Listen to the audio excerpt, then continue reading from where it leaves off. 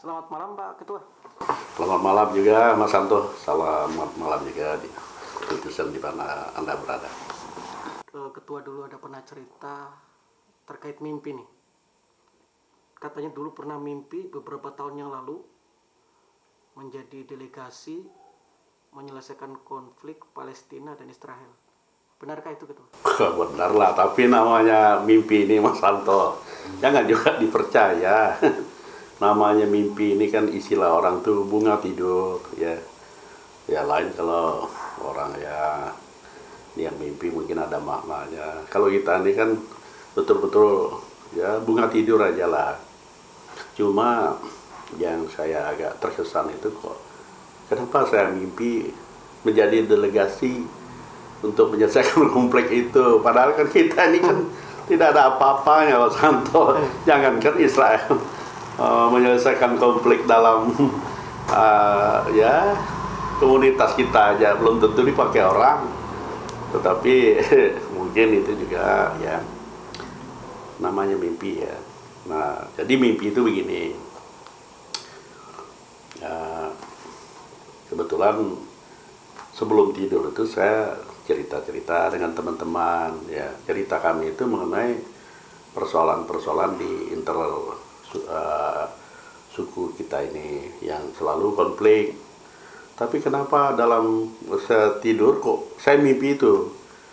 Nah dalam mimpi saya itu dicari orang yang menjadi delegasi untuk menyelesaikan konflik Palestina dan Israel itu. Nah itu kami itu ada 5 orang. Saya yang mewakili Kalimantan ceritanya. Ada satu dari Papua, kemudian yang satu dari Sumatera, dan yang 2 ini dari India. Nah, yang satunya bisa bahasa Indonesia, kalau yang satunya nggak bisa, selalu dia terjemahkan dalam bahasa India. Itu yang, jadi 5 orang itu kami ya istilahnya diutuskan lah ya.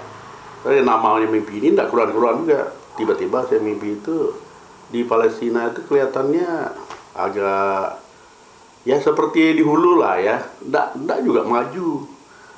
Nah, jadi mereka katakan apa yang bisa kita sampaikan di dalam misi kita ini. Jadilah kami berunding itu. Ternyata dalam perundingan kami itu, kami bisa simpulkan bahwa yang bisa menyelesaikan konflik Israel Palestina itu adalah orang Israel dan orang Palestina itu sendiri, bukan orang lain, bukan Amerika, bukan Indonesia, bukan Arab juga, bukan siapa-siapa. Mereka sendiri yang bisa menyelesaikan. Nah, di dalam harapan kami itu kita harus mendudukkan antara Israel dan Palestina itu dalam berunding dalam satu meja. Mereka saling mendengarkan. Tentu misalnya Palestina mendengar apa maunya Israel, sebaliknya Israel juga mendengar apa maunya Palestina. Nah untuk apa? Jadi dalam mimpi saya itu yang mereka harus utamakan itu hati mereka masing-masing dulu. Hati mereka ini masing-masing jangan saling membenci, jangan saling menghujat, jangan saling seharusnya yang sudah ya lupakan aja. Nah itu satu. Yang kedua, tentu dalam berunding ini kan menyampaikan, nah misalnya untuk apa? Untuk jangankan damai dulu, jangan merdeka dulu yang dibicarakan. Yang mereka bicarakan ini bagaimana menyiapkan masa depan yang baik bagi anak Palestina, bagi anak Israel juga ke depan. Masa perang terus? Kalau mereka perang di wilayahnya ya anaknya berkacar-kacir. Bagaimana pendidikan mereka, bagaimana mereka dapat penghasilan, bagaimana masa depan mereka. Ini kan orang tidak terpikir ke sana. Jadi, nah kalau itu kan tentu bagaimana misalnya kan. Nah itu yang kami bicarakan di dalam perundingan itu. Tapi begitu berikutnya, wah buyar sekalinya saya tuh mimpi aja. Aduh, kenapa enggak lanjut tadi? Nah itu yang menjadi terkesan karena mimpi aja tapi kok seperti itu Mas Santo. Itu saya merasa tuh walaupun mimpi itu udah lama tapi masih saya ingat karena kok bisa aja seperti itu gitulah. Pandangan Pak Ketua di dunia nyata seperti apa nih? Nah dalam kenyataannya ya saya enggak bisa komentar ini karena seperti ya tadi ya kan yang membuat konflik Palestina dan Israel ini kan orang luar sebenarnya. Apalagi yang jadi selalu diibaratkan ini begini. Ya lahir perang lah jadinya kan. Padahal kalau kita pikir itu simple aja. Orang Israel dengan Palestina itu kan satu ras juga itu. Dan sebenarnya orang Palestina itu sangat membutuhkan tempat yang aman, tempat yang damai, tempat yang hidup sejahtera lah, hidup bagaimana layaknya orang yang inilah. Sebaliknya Israel juga begitu. Biar Israel gitu sampai dia bikin Iron Dome itu untuk melindungi itu anaknya yang ini juga sama ya takutnya. Karena apa? Ya seperti yang kita lihat baru-baru ini kan, luar biasa itu. Kok beli senjata berapa ribu itu ya. Saya lihat roket yang dibeli itu. Coba itu dibeli roti kah? Dibeli daging kah? Dibeli ayam kah? Kenyang lah anak Palestina itu. Tapi itu diprogramkan untuk hal-hal yang begitu. Jadi ini yang di dunia nyata itu saya lihat itu tidak mengarahkan ke sana. Nah belum lagi kita Indonesia nih. Ya kalau kita itu saya senang juga lah kita artinya mendukung ya Palestina karena memang Palestina yang di pihak yang perlu perlu dimerdekakan. Tapi di dalam kemerdekaan ini tentu yang pertama adalah dari hati dulu. Ada nggak orang Palestina itu bisa menerima orang Israel sebagai tetangga? Nah, tapi sudah di framing. Kalau saya baca di YouTube itu sudah di framing. Framingnya apa? Israel itu jahat. Israel itu kafir. Israel itu apalagi musuh. Israel itu harus dimusnahkan. Loh, bagaimana bisa hidup damai dengan begitu? Nah, yang Israel juga mungkin ya, macam-macam Palestina. Di apa istilahnya ini Perdana Menteri Netanyahu itu ya seperti anjing gila ya. Kalau namanya anjing gila ya sembarang aja nggak pikir lagi ya membalas itu kan tidak benar juga ya kan. Jadi pertama damai. Nah ada satu hal yang saya baru ingat ini, kebetulan saya ini kan pernah juga jadi pengurus lembaga adat Dayak se-Kalimantan Timur. Nah di dalam mengurus lembaga adat itu ada nilai-nilai adat kita yang kita harus pahami. Pertama, aun penglesau, ya penglesau artinya penglesau itu adalah cinta kasih sayang, rahmatan lil alamin mungkin ya. Nah ternyata agama Israel atau Yahudi, Kristen, Islam ini mengajar ini saling mengasihi ini. Nah yang kedua dalam Kenya itu ada yang kedua bawa itu artinya semangat untuk juang, tidak bisa nanti mungkin itu di lain pihak itu. Artinya jangan kita loyo lah ya. Yang ketiga penyae ya, sae atau malu lah. Malu apa? Malu kita kalau mungkin tidak berhasil, malu juga lah ya kalau berbuat hal-hal yang tidak baik. Nah yang keempat apa? Pebeka itu ya bersatu.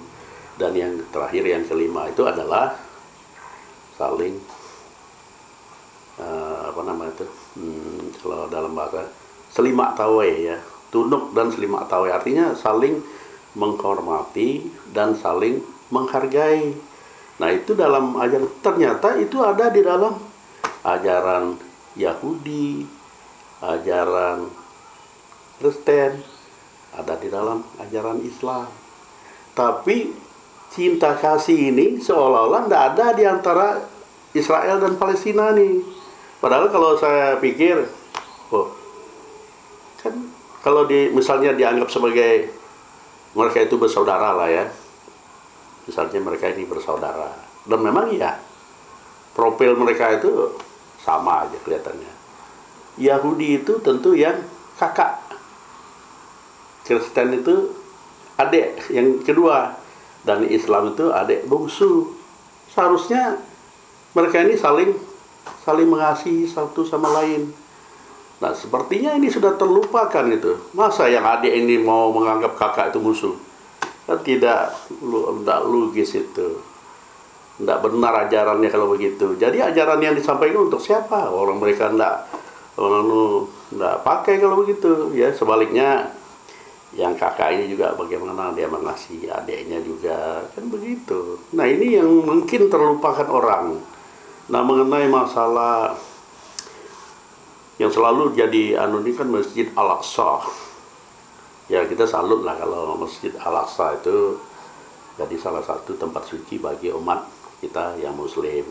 Nah demikian juga ada kan 3 agama yang menganggap itu tempat suci itu seperti Yerusalem itu. Tapi tidak hanya itu sebenarnya, ya. Tidak hanya itu. Kalau menurut saya, semua masjid-masjid atau gereja yang ada di seluruh dunia ini itu adalah tempat-tempat yang suci. Ya, jadi seperti yang Muslim kan, misalnya dia berkiblat kepada, dulu katanya, saya tidak tahu persis ya, dulu katanya memang di Masjid Al-Aqsa itu kiblatnya situ, tapi Nabi sendiri yang pindahkan ke Mekah lagi. Nah ini kan harus dipahami. Misalnya ini ya, tapi ini aja lah, jangan dipermasalahkan. Misalnya katakanlah adik yang bungsu nih, oh kita kan sudah ada kiblat misalnya, ya di Mekah misalnya kan, di Ka'bah misalnya. Ya sudahlah, biar aja kakak itu yang kiblatnya di situ misalnya, ya kan. Nah atau sama-sama aja kita beribadah di situ, sama-sama kita sembahyang di situ. Apa salahnya? Gantian aja misalnya setiap hari Jumat. Dan memang saya lihat selama ini itu enggak ini juga enggak dilarang, ya kan? Cuma ya kalau lempar tentaranya lalu sembunyi di situ, ya mungkin lain lagi masalahnya. Saya kebetulan pernah ikut berdoa di sana, di yang tembok ratapan itu, dikasihnya topi kita ini juga. Saya lihat orang dari bermacam-macam negara juga ikut berdoa di situ. Apa-apa juga. Ya berundinglah baik-baik, jangan saling bermusuhan. Kalau saling bermusuhannya apa, tinggal puing-puingnya ya, lagi tinggal kehancuran aja. Coba kita bayangkan yang jadi korban dari tahun ke tahun. Nah, tidak sedikit yang kehilangan nyawa, tidak sedikit yang luka-luka, tidak sedikit yang cacat baik dari pihak Israel maupun Palestina. Nah kalau Indonesia serius bantu, ini saya kasih tahu nih, kalau kita serius bantu, tentu tidak hanya dengan omongan doang, tentu dengan dana, dengan biaya. Contohnya apa? Bikin rumah sakit, oke, mungkin sudah ada. Bikin pabrik di sana, karena orang Palestina itu memerlukan lapangan pekerjaan. Kalau perlu bikin kebun apa? Kebun kurma, kebun apa? Kebun yang bisa ditanam di sana. Apalagi bikin perusahaan. Orang Palestina itu memerlukan lapangan pekerjaan. Kalau Israel ya mungkin ada lah, mereka punya, ya kan? Ini kan kita hanya tinggal dukung Palestina ya. Nanti sebentar dibom lagi. Jangan, ya kan?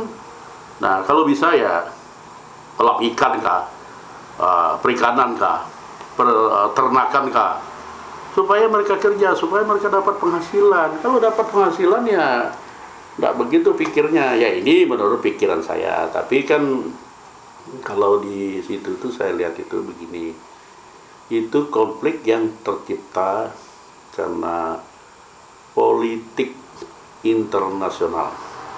Nah, politik internasional ini yang mengandung banyak kepentingan dan kemungkinan itu tidak akan reda sampai hari kiamat kalau tetap seperti itu.